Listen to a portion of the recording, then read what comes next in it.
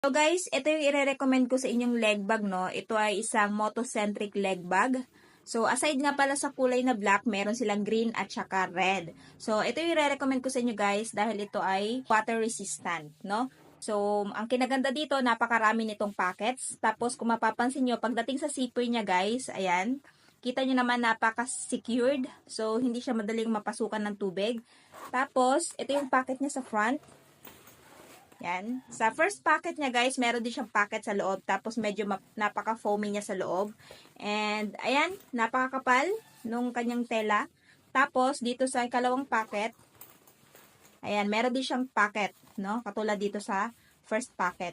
Ayan, pwede nyo paglagyan ng damit nyo, phone, depende sa inyo kung anong gusto nyo ilagay dito. Tapos yung isa pa sa nagustuhan ko dito guys, adjustable din to. So pwede nyo pong i-adjust yan.